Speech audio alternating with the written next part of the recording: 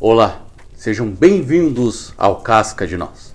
Eu sou o Fred e como o último vídeo sobre narrativa fez um sucesso pelo que eu vi, decidi continuar fazendo vídeos sobre este tema. Afinal de contas, o que é um ato? Como vimos no último vídeo, Robert McKee diz que um ato é construído com uma sequência de cenas que culminam numa cena climática, causando uma grande reversão de valores mais poderosa do que qualquer outra cena anterior. Ou seja, o ato termina obrigatoriamente com uma mudança irreversível na vida de seus personagens. John York, em seu livro Into the Woods, define a história como uma série de eventos que ocorrem a um personagem em algum lugar. Porém, ele também define que toda história tem uma premissa, que seria o seu incidente incitante, que poderia ser resumida como e se? E se o Avatar sumisse no momento em que o mundo mais necessita dele? Ou ainda, e se o aluno mais inteligente da escola ganhasse um caderno mágico capaz de matar qualquer um cujo nome seja escrito nele? E por assim vai. Esse e se é uma boa forma de tu identificar não apenas o seu incidente incitante, mas é uma ótima forma de tu resumir toda a sua história numa única frase. Mas Fred, o que diabos é incidente incitante? Seguindo a explicação do livro de John York, um incidente incitante é um evento que desperta um desejo no seu protagonista. Resumidamente, incidente incitante é a aparição de um problema no qual o protagonista deve resolver, dando a ele um desejo, podendo ser pessoal ou não, né? Para este vídeo eu irei utilizar Death Note como exemplo. Então vamos analisar Death Note na perspectiva de estrutura de atos. A vida de Light Yagami é um tédio. A vida do Ryuk é um tédio. Logo, o incidente incitante da história, aquilo que desperta o desejo no protagonista, é o Ryuk derrubando o caderno no mundo dos humanos e o Light Yagami encontrando, criando a solução para o tédio de ambos, porém criando um novo problema, que é o que Light Yagami irá fazer com o caderno. Bom, já que um ato termina com uma mudança irreversível, o primeiro ato de Death Note vai até o Light encontrando esse caderno? Não! Pois lembre-se que a mudança surge do personagem e nada muda no personagem, nada muda na personalidade do Light encontrando o caderno.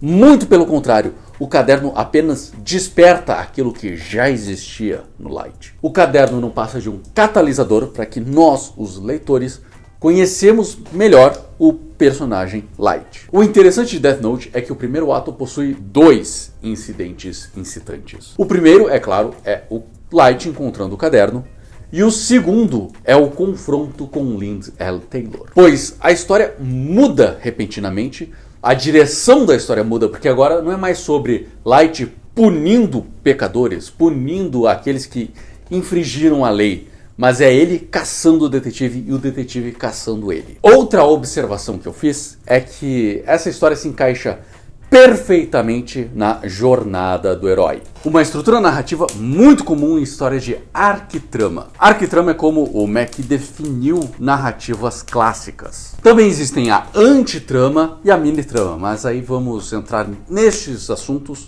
mais para o futuro, no outro vídeo. Então, já entendeu o que é um arco? Se ainda não se preocupe, pois Peg Ramsey, uma agente de roteiristas para a televisão, resumiu atos de uma forma bem amadora, mas que ajuda muito a saber exatamente como funciona a estrutura narrativa, que é 2 ou 3 surpresas seguindo por uma grande surpresa no final. De forma crua, bem rude, ela está certa. Porém, John York melhor define atos como uma unidade de ação movida pelo desejo do personagem, com início, meio e fim. E esse início, meio e fim é uma estrutura narrativa. Aristóteles definiu o estudo da narrativa com essa estrutura, né? A estrutura de 3 atos. E aí nós entramos nessa estrutura de 3 atos que foi estudada pelo Sid Field, que escreveu em seu livro Manual de Roteiro. Caso você tenha interesse em ler esse livro também, é o livro mais básico que existe para roteirista. Então, se você quer criar suas histórias, sugiro você ler esse livro também, pois ele é o mais básico e eu acho que é um livro que todo mundo deve ler. E justamente por você precisar ler esse livro que eu não vou entrar em detalhes na estrutura de 3 atos. Afinal, você não precisa se limitar a essa estrutura de 3 atos, pois existem sim histórias que têm apenas 2 atos e tem história até que só tem 1 ato. Porém, a estrutura que nós vamos explorar neste vídeo, justamente porque estou usando Death Note como exemplo, é a estrutura de 5 atos descrita aqui no livro Into the Woods pelo John York, que é o livro que eu estou usando como base para este vídeo em específico. Porém, o que todos os autores concordam é que atos possuem propósito. Assim como temos o início, meio e fim, o início serve um propósito, o meio serve outro propósito e o final, obviamente, outro propósito. A razão pelo qual a maior parte dos roteiros são de 3 atos é porque é uma estrutura simples, instintiva até, podendo ser quebrada para maior número de gêneros, inclusive, sendo, por exemplo, comédia, você tem o setup, né, a montagem da piada, o confronto com a realidade dessa montagem e então a punchline. Comédia muito utiliza, inclusive, 2 atos apenas, com o setup e então a punchline. Mas é possível sim fazer comédia em 3 atos, como eu acabei de explicar, e até em 5 atos. Porém, numa narrativa clássica, você tem a montagem, né, o setup, o confronto e então a resolução. Também podemos utilizar essa estrutura de 3 atos em textos acadêmicos, com uma tese, uma antítese ou antitese que resultam na síntese. Ou seja, no primeiro parágrafo você apresenta um conceito, né, um tema narrativo. No segundo você confronta essa realidade com outra realidade, com o seu oposto, com suas forças antagônicas, para então essas 2 forças se unirem numa síntese, numa conclusão que muda completamente a visão lá da sua tese, chegando numa solução. Traduzindo isso em função, a função do primeiro, do segundo e do terceiro ato, a função do primeiro ato é apresentar o personagem e o mundo no qual ele vive, assim como o problema a ser resolvido.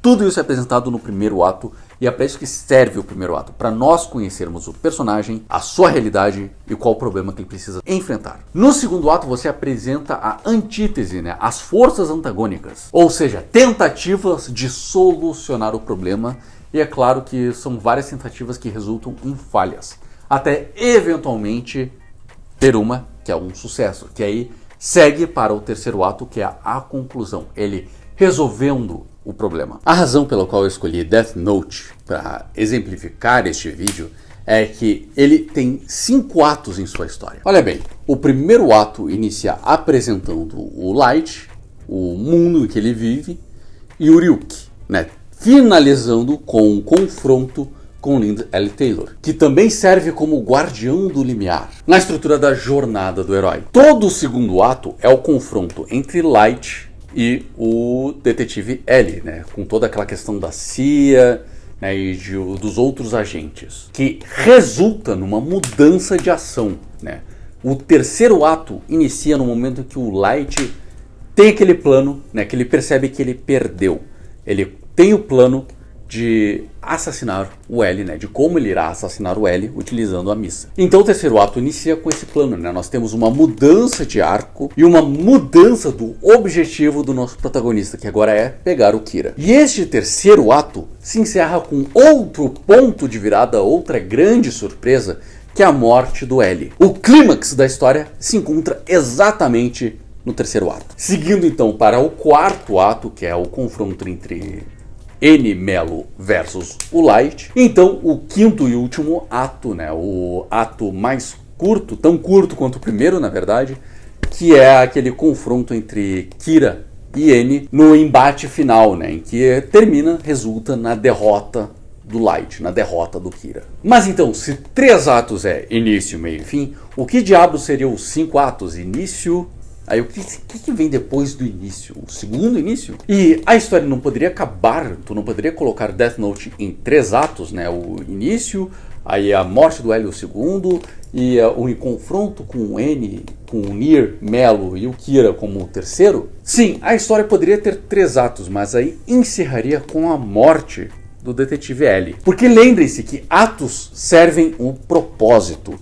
Além disso, todo ato termina com um ponto de virada. E nós temos 4 pontos de virada, resultando em 5 atos. Além disso, narrativa carrega consigo uma lição que pode ser moral, ética, universal ou de utilidade pública. No caso de Death Note, nós temos uma temática ética. É correto matar criminosos? Não vou entrar na questão dessa discussão em si, mas irei discutir isso do ponto de vista da estrutura narrativa. 5 atos, de acordo com John York, pode ser descrito como exposição, complicação, clímax, ação descendente e catástrofe. Isso foi pego da pirâmide de Freytag, pelo menos é isso que o John York diz. Freytag foi um novelista alemão que estudou a arte da narrativa. E ela também pode ser definida como montagem, chamado para ação, onde o nosso herói começa a ganhar, né? Ele tem virtudes, as coisas vão indo bem. Aí no clímax, as forças do antagonismo começam a crescer, para no 4º ato as coisas começarem a dar errado, resultando no 5º ato, que é o confronto direto com as forças do antagonismo, podendo resultar em vitória ou derrota, dependendo se for uma tragédia. E cada um desses atos tem um propósito, como vocês podem ter percebido. O primeiro ato de Death Note claramente é um chamado para ação. O Death Note chama Light para ação. Porém, se você reparar bem, os propósitos do 2º e do 4º ato de Death Note estão invertidos. Light encontra o Death Note, sendo esse o chamado para ação. Aprendemos sobre o personagem, sobre sua família, mas principalmente sobre a sua ética, sobre a sua moral pessoal. E aqui nós temos uma conversa muito reveladora com o Ryuk. Light diz ao Deus da Morte que ele irá se tornar um Deus do Novo Mundo, punindo todos aqueles que ele julgar serem pecadores. Então o Ryuk diz, mas aí tu vai ser o último filho da ficar vivo. Mas aí nos é revelado a real natureza de Light. Porque ele responde, do que você está falando? Eu sou um ótimo filho e sou aluno nota 1. Eu não sou ruim. Mostrando assim, revelando a hipocrisia do nosso protagonista. Tudo o que precisávamos saber sobre o Light nos é apresentado aqui. Mas então ele é confrontado por L. Começando a sua jornada, começando o 2º ato, perdendo, né? Então, nós temos muitos desafios nesse 2º ato. As coisas só vão dando errado, Surge um 2º Kira que ele precisa dominar. Surge outros detetives da CIA que ele também precisa dar um jeito. E no final das contas, o L pega o Kira. Ele descobre quem o Kira é. O L não tinha a menor dúvida que o Light era o Kira. Tudo que ele precisava fazer no 3º ato é achar provas concretas. E é aí que o 3º ato marca o clímax da história. Pois, lembrem, as forças do antagonismo começam a crescer no 3º ato. Porém, aqui é o inverso. As forças do protagonismo começam a crescer. A tensão narrativa não se dá ao fato de que as coisas podem dar errado, mas de que as coisas podem começar a dar certo. Iniciando com aquele arco de Otsuba, né, que é aquela empresa com os empresários que vão decidindo quem irá morrer e quem vai sobreviver para dar lucro a eles, né, e à empresa. Então, o 4º ato, onde nós geralmente iríamos ver o protagonista perdendo, né, começando a perder, entrando numa crise, é o contrário. Nós vemos o Light ganhando forças, a sociedade começando a seguir o Kira e a venerar o Kira como um deus. As coisas começam a dar certo, adquirindo assim o seu objetivo principal. Lembre-se que aqui o Light tem a vantagem, não é o Nier e não é o Melo. O Nier e o Melo inclusive estão na desvantagem, já que a sociedade está defendendo o Kira. E eles é que precisam agir na surdina para conseguir pegar o Kira. O 5º e último ato é o confronto direto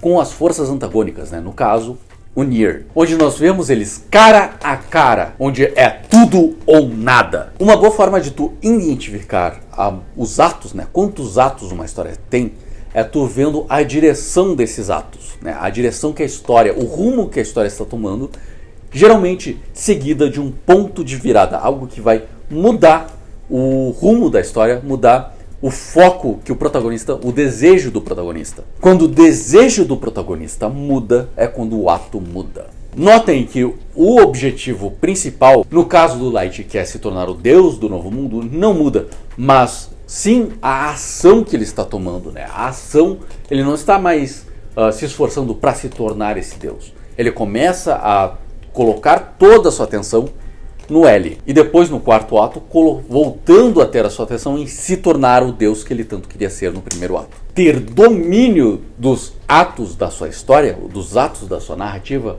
é ter domínio da curva de tensão da sua história. Você também deve ter reparado que a duração de um ato não necessariamente precisa ser igual um do outro. E, inclusive, Sid Field recomenda que não seja igual. Por exemplo, se você for fazer uma história de 3 atos, não precisa fazer o primeiro ato ser 33,333 infinitamente por cento da sua história. Sid Field recomenda que o primeiro ato tenha 25%, o segundo 50% e o último, o terceiro ato, seja o resto, né, os 25% faltando. Mas fazer seus atos ter uma duração rígida também não quer dizer que tu vá fazer uma boa história. O filme Rocky, por exemplo, o primeiro ato é metade do filme. Nós ficamos metade do filme descobrindo quem o Rocky realmente é, né? Vendo ele flertar com a Adrian, vendo ele interagir com as pessoas do seu bairro, conhecendo o seu bairro,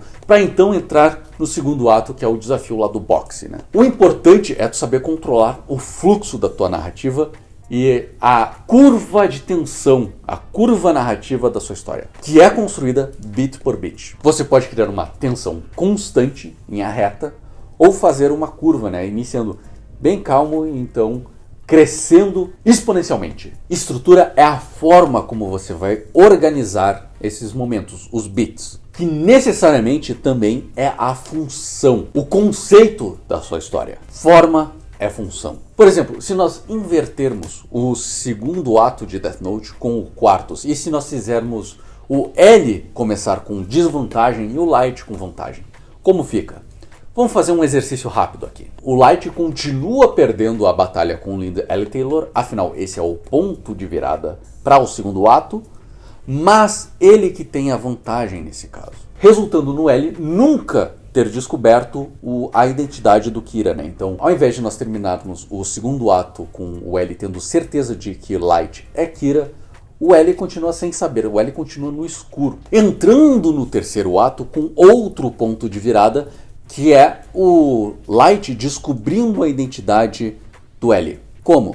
Muito provavelmente investigando o orfanato em que o L cresceu. Então aqui nós temos uma outra história, uma outra narrativa. O Light vai investigando o passado do detetive, descobrindo a origem dele, a partir do confronto com o Lind L. Taylor. Então o Lind L. Taylor iria dar as pistas que o Light precisa para saber quem L realmente é.